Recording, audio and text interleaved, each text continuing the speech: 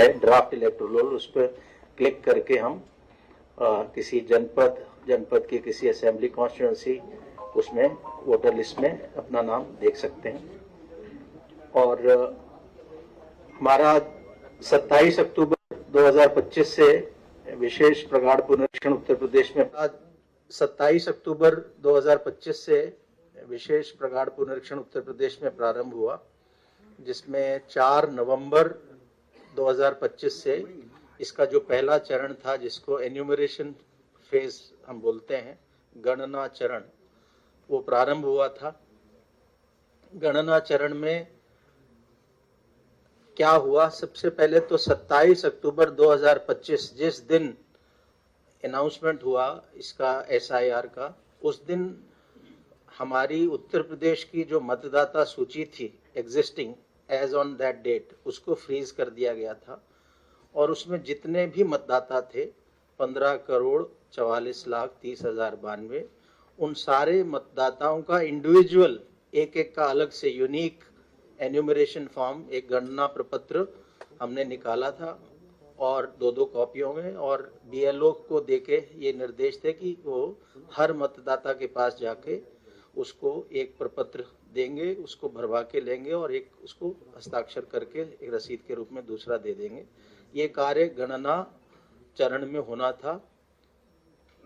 शुरुआत में ये हमारा गणना चरण था, इसमें 1 सप्ताह के लिए समय बढ़ाया गया था पूरे देश के लिए, कई राज्यों के लिए। उसके बाद हमारा 11 दिसंबर को गणना चरण समाप्त होना था, लेकिन बड़ी संख्या में उत्तर प्रदेश में मतदाताओं के नाम ड्राफ्ट वोटर लिस्ट से हट रहे थे, लगभग 2,97,00,000 के करीब। इसको देखते हुए, और मैपिंग भी उस समय हमारी काफ़ी तेज़ी से हो रही थी, इसको देखते हुए 15 दिन का अतिरिक्त समय हमने मांगा था भारत निर्वाचन आयोग से उत्तर प्रदेश के लिए, जो मिला। और गणना चरण फिर 11 दिसंबर की बजाय 26 दिसंबर तक हमारा चला। 26 दिसंबर को गणना चरण समाप्त हो गया, इससे संबंधित सारी फील्ड की कार्रवाइयाँ समाप्त हो गई थी। और हमारा 31 दिसंबर को वोटर लिस्ट प्रकाशन की तिथि थी।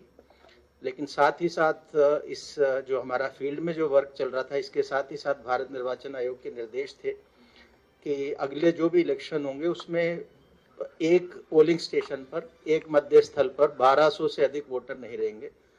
तो हमारे जो इससे पहले का एक स्टैंडर्ड था वो 1500 वोटर्स का था, तो काफ़ी ऐसे मध्य स्थल थे जिनमें 1200 से अधिक वोटर थे।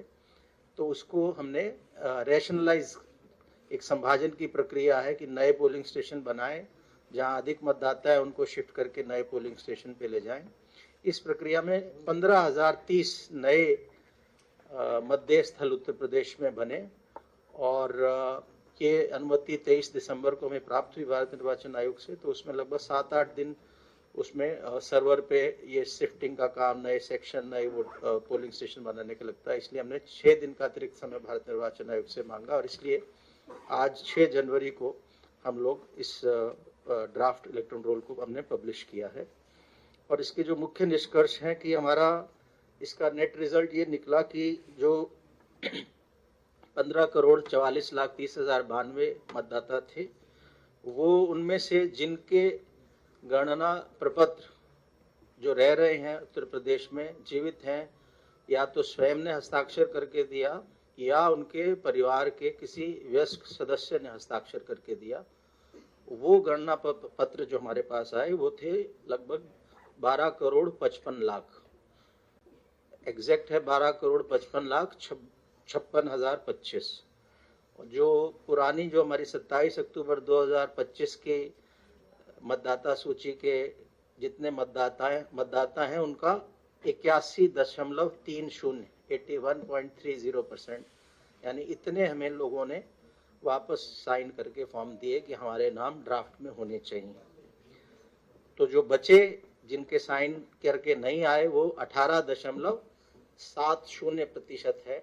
और उसका जो ब्रेकअप है किन वजहों से वो फॉर्म्स नहीं आए, वो है कि जो मतदाता जिनके बारे में फील्ड की भ्रमण के बाद बीएलओ को ये सूचना प्राप्त हुई कि इनकी डेथ हो गई। ऐसे मृत मतदाता 46.23 लाख थे, जो 27 अक्टूबर 2025 की मतदाता सूची का 2.99% है। ये आपको हम डिटेल हमारा प्रेस नोट में ये सारी डिटेल्स होंगी, सो इसलिए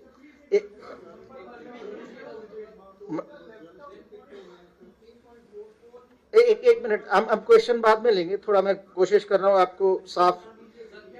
सो मृतक मतदाता 46.23 लाख 46.23 लाख और परसेंटेज के टर्म्स में 2.99% या 2.99%। स्थानांतरित मतदाता जो अपने निवास स्थान से कहीं और शिफ्ट कर गए, वो घर छोड़ दिया जहां उन्होंने वोटर लिस्ट में जब अपना नाम दर्ज कराया था, जिस घर में थे, स्थायी रूप से स्थानांतरित हो गए, या वो लापता या अनुपस्थित रहे या उनको फील्ड में बीएलओ को मिले नहीं, ऐसे 2.17 करोड़ मतदाता हैं, 2.17 करोड़। और अगर प्रतिशत में कहें तो 14.06 14.06%। और तीसरी श्रेणी है जो मतदाता सूची में एक से अधिक स्थानों पर पंजीकृत पाए गए, ऐसे 25.47 लाख 25.47 लाख वोटर्स थे, जो 1.65% है। सो कुल मिलाकर जो अनकलेक्टेबल था, जिनका नाम ड्राफ्ट वोटर लिस्ट में नहीं आया, वो 2.89 करोड़ या 18.70% 18.70% है। सो फाइनल हमारी जो आज फाइनल मतलब आज जो ड्राफ्ट वोटर लिस्ट हो रही है पब्लिश, उसमें 12,55,56,025 मतदाता हैं। और इसमें हमारे सभी 75 जनपदों के जिला निर्वाचन अधिकारियों, 403 हमारी विधानसभाएं उनके निर्वाचक रजिस्ट्रीकरण अधिकारियों, 2042 सहायक निर्वाचक रजिस्ट्रीकरण अधिकारियों और हमारे 1,62,486 बूथ जो थे संभाजन से पूर्व, उतने बूथ लेवल अधिकारियों ने वॉलंटियर्स के साथ इस काम को अंजाम दिया। तो बहुत बड़ी संख्या में ये जो हमारे पास मतदाताओं से संपर्क करके हम लोग एन्यूमरेशन फॉर्म्स को, साइंड एनेशन फॉर्म्स को कलेक्ट कर पाए। और इसमें राजनीतिक दलों द्वारा नियुक्त बूथ लेवल एजेंट्स BLA, इनका भी सहयोग रहा। तो 5,76,611 बूथ लेवल एजेंट्स सभी मान्यता प्राप्त राजनीतिक दलों द्वारा दिए गए और इनकी भी सहायता हमने ली। अब आज जब हम आलेख्य प्रकाशन कर रहे हैं, ड्राफ्ट इलेक्टोरल रोल पब्लिश कर रहे हैं, तो उसके बाद 1 महीने की अवधि है, जिसको हम दावा एवं आपत्ति अवधि बोलते हैं, क्लेम्स एंड ऑब्जेक्शंस पीरियड। ये 6 जनवरी से, आज से दावा आपत्ति लोग दे सकते हैं, वो 6 फरवरी तक ये दावा आपत्ति का पीरियड रहेगा इस रिवीजन, इंटेंसिव रिवीजन में। और साथ ही साथ 6 जनवरी से नोटिस चरण भी शुरू हो रहा है। तो ऐसे मतदाता जिनका मैपिंग नहीं हुआ था, विगत प्रगाढ़ पुनरीक्षण की इलेक्टोरल रोल से, जो उत्तर प्रदेश में 2003 में हुआ था और भारत के अन्य राज्यों में 2002 से लेकर 2006 तक था, तो उस इलेक्टोरल रोल से जिस भी मतदाता का गणना चरण में एन्यूमरेशन फॉर्म साइन होके मिला, उन्हीं के लिए मैपिंग का शब्द रेलेवेंट है। तो जब हमें फॉर्म मिला, उस फॉर्म में ही 2 कॉलम्स थे। एक में था कि यदि मतदाता का स्वयं का नाम विगत इंटेंसिव रिवीजन में रहा हो इलेक्टोरल रोल में, उत्तर प्रदेश या देश के किसी भी रोल में, तो वो अपना विवरण दे रहा था। अगर उसका नाम स्वयं का नहीं था तो अपने माता पिता या ग्रैंड पेरेंट्स, दादा दादी या नाना नानी में से दे रहा था। उसको हम मैपिंग बोलते हैं। जहां ऐसे करेक्ट इन्फॉर्मेशन मिल गई तो उसको हमने मैप बोला कि इलेक्टोरल मैप हो गया। तो हमारा लगभग 91% से अधिक मैपिंग उत्तर प्रदेश में हुई। सो मैपिंग की जब बात कर रहे हैं तो वो केवल ये जो 12,55,56,025 इन्हीं के कॉन्टेक्स्ट में है। और हमारा 8% के आसपास, 8 से थोड़ा ज़्यादा परसेंट अभी मैप नहीं हुआ। तो ऐसे लोगों को नोटिस जाएंगे, जिसको अनमैप्ड कैटेगरी के इलेक्टर बोलते हैं। और 1 करोड़ 4 लाख के पास, 4 लाख के आसपास ऐसे वोटर हैं जिनको नोटिस जाएगा। तो 6 जनवरी से अब हमारा नोटिस चरण भी प्रारंभ हो गया है और दावे आपत्तियों का निस्तारण भी करेंगे। ये 27 फरवरी तक चलेगा। तो जहां तक मतदाता का प्रश्न है उसे 6 फरवरी का दिन याद रखना चाहिए, ताकि दावा आपत्ति जो उसको करना है वो 6 फरवरी से पूर्व ही कर देनी। और 6 मार्च 2026 को हमारा अंतिम मतदाता सूची, इस पूरे SIR की विशेष प्रगाढ़ पुनरीक्षण की अंतिम मतदाता सूची फाइनल इलेक्टोरल रोल 6 मार्च 2026 को हम पब्लिश करेंगे। तो इसमें जैसे ही आज जैसे पब्लिश हुआ तो पहला कार्य हमने अभी राजनीतिक दलों के साथ भी जिले में बैठक की, राज्य स्तर पर भी आज कर रहे हैं। तो यही कह रहे हैं कि सबसे पहला काम हर वोटर का ये है कि इस पे क्लिक करके, और जब आप क्लिक करते हैं और अपना एपिक नंबर डालते हैं तो आपको बता देता है कि आपका नाम किस विधानसभा के किस बूथ संख्या के किस सीरियल नंबर पर है। तो सारे मतदाता उत्तर प्रदेश के इसको अवश्य चेक कर लें ड्राफ्ट इलेक्टोरल रोल को, और यदि उनका नाम है तो फिर उनको फॉर्म 6 नहीं भरना, और यदि ड्राफ्ट इलेक्टोरल रोल में नाम नहीं है तो उन्हें फॉर्म 6 भरना है। और जैसा कि हम देख सकते हैं कि CO उत्तर प्रदेश के वेबसाइट पे जैसे ही हम क्लिक करते हैं जो पहला पॉपअप विंडो आता है उसमें फॉर्म 6 अवेलेबल है, इंग्लिश में भी हिंदी में भी। और कुछ उसमें करेक्शन कराना है, फोटो सही नहीं है, नाम सही नहीं है, आयु सही नहीं है, पिता का नाम सही नहीं है, इसको करेक्शन कराना है तो फॉर्म 8 भरते हैं हम लोग। एक और भी चीज़ के लिए फॉर्म 8 महत्वपूर्ण कार्य के लिए भरा जाता है, वो है शिफ्टिंग के लिए। ऐसा भी इस दौरान हुआ है कि कुछ लोगों ने शिफ्ट कर गए लेकिन उन्होंने BLO को संपर्क करके अपना इन्यूमरेशन फॉर्म भर दिया, इस आशा के साथ कि हम यहाँ से अब नए घर में अपना शिफ्ट करा लेंगे। तो उसके लिए फॉर्म 8 अवेलेबल है, उसको भर सकते हैं। और साथ में महत्वपूर्ण है कि फॉर्म 6 के साथ घोषणा पत्र भी है, जो भी हिंदी अंग्रेजी में दोनों अवेलेबल है, डाउनलोड करके उसे भर दें। और इसके साथ ये तो हमारा नेट पे है, डेस्कटॉप पे कर सकते हैं, ECI नेट करके मोबाइल एप्लीकेशन है जो एंड्रॉयड और एप्पल दोनों प्लेटफॉर्म्स पे अवेलेबल है।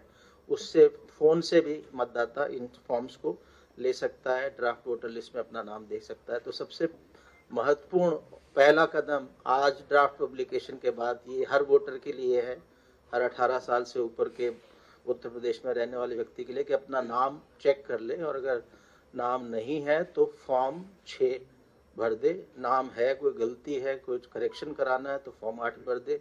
नाम है लेकिन पोलिंग स्टेशन पुराने घर का दिख रहा है, उन्होंने फॉर्म भर दिया, अब कहीं और आ गए हैं तो फॉर्म 8 भर के शिफ्टिंग करा लें। ये बहुत ही महत्वपूर्ण है और इसके लिए 1 महीने का समय है। तो इसमें हम सभी राजनीतिक दलों से भी सहयोग की अपेक्षा कर रहे हैं कि उनके जगह जगह कार्यकर्ता हैं कि इस मुहिम में 1 माह में हम चाहते हैं कि अधिक से अधिक लोग या जो भी एलिजिबल हैं वो अपना नाम उत्तर प्रदेश की मतदाता सूची में लेके आ जाएं। जैसा मैंने बताया कि दावा मतलब फॉर्म 6 नए मतदाताओं के लिए आवेदन होता है, और फॉर्म 8 4 वजहों से भरा जा सकता है, जिसमें प्रविष्टियों में सुधार, करेक्शन ऑफ एंट्रीज, दूसरा है निवास स्थान परिवर्तन शिफ्टिंग के लिए, तीसरा है एपिक प्रतिस्थापन, एपिक रिप्लेसमेंट, अगर किसी का एपिक गुम जाता है तो उसमें भी फॉर्म 8 भर के इसको वापस हम एपिक अपना प्राप्त कर सकते हैं, और चौथा है PWD चिन्हांकन, पर्सन्स विद डिसेबिलिटीज का मार्किंग के लिए। इसका लाभ होता है जब इलेक्शन डे में कोई हेल्प चाहिए पर्सन विद डिसेबिलिटी को, तो उन्हीं लोगों को हमें पहले से इस डेटाबेस से पता लगता है, तो उनको हम लोग विशेष सुविधा उसमें दे सकते हैं। किसी का नाम कटवाना है, अगर हम ड्राफ्ट वोटर लिस्ट में देखते हैं कि हमारे परिवार के किसी सदस्य का नाम गलती से आ गया, वो विदेश में रह रहा है बहुत समय से, वो दिल्ली में या मुंबई में रह रहा है लेकिन हमने फॉर्म भर के दे दिया था, या डेथ हो गई, तो फॉर्म 7 अवश्य इसको भर दें। फॉर्म 7 उस पोलिंग स्टेशन का कोई भी मतदाता भर सकता है। और फॉर्म 6A 6 है, विदेश में निवास करने वाले मतदाता द्वारा मतदाता सूची में नाम सम्मिलित कराने हेतु आवेदन। ऐसे लोग जो भारत के नागरिक हैं, विदेश में रह रहे हैं शिक्षा के लिए, नौकरी के लिए, लेकिन किसी दूसरे देश की नागरिकता नहीं ली, तो सामान्य रूप से तो भारत में निवास नहीं कर रहे, बाहर कर रहे हैं 1-2 साल के लिए, लेकिन भारत के नागरिक हैं, तो वो वोटर बन सकते हैं उस पोलिंग स्टेशन में। उनके पासपोर्ट में जो एड्रेस लिखा है उस लोकल एड्रेस के पोलिंग स्टेशन पे वो वोटर बन सकते हैं। और ऐसे वोटर्स, ऐसे ऑनलाइन फॉर्म भी भरे जा सकते हैं। इन हार्ड कॉपी में भर के दिया भी जा सकता है। और इसमें एपिक नहीं मिलता है ऐसे वोटर को। वो अगर इलेक्शन के दौरान भारत में है तो अपने निवास स्थान वाले पोलिंग स्टेशन में जाके अपना पासपोर्ट ओरिजिनल में दिखा के उसको आइडेंटिफिकेशन के लिए वोट डाल सकता है। इनके लिए फॉर्म 6 है। और आवेदन पत्र जैसे बताया कि इससे डाउनलोड कर सकते हैं। ऑनलाइन भरना है तो voters.eci.gov.in पे जाके ऑनलाइन भर सकते हैं। डाउनलोड की जरूरत नहीं, उसी पे एंट्री किया, उसी पे अपलोड किया डॉक्यूमेंट और उसको ऑनलाइन ही सबमिशन हो जाता है। और चाहे तो डाउनलोड करके फिजिकली भर के हमारे अपने बूथ लेवल ऑफिसर्स को आप दे सकते हैं। और वोटर रजिस्ट्रेशन सेंटर है हर तहसील में, जहाँ एसडीएम बैठते हैं उनके एक वोटर रजिस्ट्रेशन सेंटर, उस पर भी दे सकते हैं। और हमने इस दौरान जो गणना चरण के दौरान राजनीतिक दलों के साथ कई चरणों में बैठकें हुई। राज्य स्तर पर 3 बैठक हुई, जिला स्तर पर जिला निर्वाचन अधिकारी के साथ हुई और इलेक्टोरल रजिस्ट्रेशन ऑफिसर जो एसडीएम स्तर के हमारे अधिकारी हैं उनके स्तर पे भी बैठकें हुई। कुल 1546 ऐसी बैठकें हमने राजनीतिक दलों के साथ इस गणना चरण में किया। और तो अब आज की तारीख में फॉर्म वो भर सकते हैं वो लोग जो 1 जनवरी 2026 को 18 साल के पूरे हो रहे हैं, यानी 1 जनवरी 2008 से पहले जिनका जन्म हुआ है, 1 जनवरी 2008 को जन्म हुआ है या उससे पहले जन्म हुआ है, उनका वोट नहीं बना हुआ है, तो वो लोग फॉर्म भर सकते हैं। फॉर्म तो यूं 1 अक्टूबर 2026 को जो 18 साल का हो रहा है वो भी भर सकता है, लेकिन उसका नाम ये जो 6 मार्च की मतदाता सूची आएगी उसमें नहीं होगा, क्योंकि वो लोग एलिजिबल हो रहे हैं 1 अप्रैल को, 1 जुलाई को या 1 अक्टूबर को, लेकिन उनके फॉर्म वो अभी भर सकते हैं, ऑनलाइन भी फॉर्म भर सकते हैं। सो उनका फॉर्म पड़ा रहेगा, उसकी प्रोसेसिंग जब ये हमारी फाइनल वोटर लिस्ट जारी हो जाएगी उसके बाद, यानी जिनका 1 अप्रैल 2026 को हो रहा है उनका अप्रैल में वोट बन जाएगा, जिनका 1 जुलाई को जो 18 साल के हो रहे हैं उनका जुलाई महीने में बन जाएगा, और जिनका 1 अक्टूबर 2026 को जो 18 साल के हो रहे हैं वो अक्टूबर 2026 में वोटर बन जाएंगे। यानी आज की तारीख में 17.25 साल से ऊपर के लोग वोट फॉर्म 6 भर सकते हैं। और हम चाहेंगे आपके माध्यम से ये जानकारी युवा छात्रों को मिले कि अगर वो 1 अक्टूबर 2026 को 18 साल के हो रहे हैं तो वो फॉर्म अभी भी भर सकते हैं। बस महत्वपूर्ण ये है कि अभी जो नाम आएगा हमारी 6 मार्च को वो केवल उन लोगों का आ पाएगा जिनका 1 जनवरी 2026 को 18 साल की आयु पूरी हो गई थी। गणना चरण में निर्देश ये थे, बीएलओस को हमने फॉर्म 6 भी दिया था कि आप जब घर जाए तो पुराना वोटर जिसका नाम ऑलरेडी है उसको तो एन्यूमरेशन फॉर्म दें, गणना चरण दें, हस्ताक्षर कराएं, लेकिन ऐसे लोग जिनका नाम नहीं है, नए वोटर बनना चाहते हैं, उनको फॉर्म 6 दें। तो ऐसे लगभग 15,78,483 हमारे फॉर्म 6 ऑलरेडी भर के हमारे सिस्टम में आ गए हैं। फिजिकली तो इससे ज़्यादा आए हैं, क्योंकि पिछले जब से हम रैशनलाइजेशन कर रहे थे 8-9 दिनों में वो ऑनलाइन नहीं हो पाए, तो ये 15,78,483 वो हैं जो सिस्टम में ऑलरेडी आ गए, लेकिन हमारा अंदाज़ा है इससे काफ़ी ज़्यादा पिछले 9-10 दिनों में हमारे ऑफिसर्स के पास फॉर्म 6 आ गए। तो हम उम्मीद कर रहे हैं कि अगला जो हमारा अब जो महीना है जनवरी,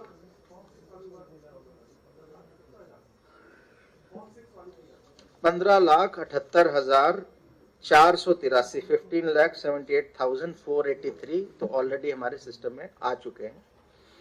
तो इनका सिर्फ हम फॉर्म भर पाए थे गणना चरण में, इनका नाम अब जुड़ेंगे। इनमें से जो लोग पात्र होंगे जिन्होंने घोषणा, इनमें से वो लोग भी हैं जिन्होंने घोषणा पत्र नहीं भरा, यानी 27 अक्टूबर 25 से पहले भरा था, तो बीएलओस के माध्यम से उन वोटर्स को बताया जाएगा कि आप इस घोषणा पत्र को भी भर दें, और एक दस्तावेजों की सूची है उसमें से कोई एक दस्तावेज दे दें। 11 दिसंबर को जब हमारा पहला समय हमें मिला था भारत निर्वाचन आयोग से और समय अवधि खत्म हो रही थी गणना चरण की, उस समय तक हमारा काम लगभग पूरा हो गया था। लेकिन जैसा मैंने बताया कि बड़ी संख्या में 2,97,00,000 के आसपास ऐसे नाम निकल के आ रहे थे, तो हमने 15 दिन का अतिरिक्त समय मांगा कि हम प्रयास करेंगे कि जो हमारे राजनीतिक दलों के बूथ लेवल एजेंट्स हैं इनके माध्यम से वरिष्ठ अधिकारियों को लगा के कि कोई बीएलओ की गलती से मिस ना हो गए हो नाम।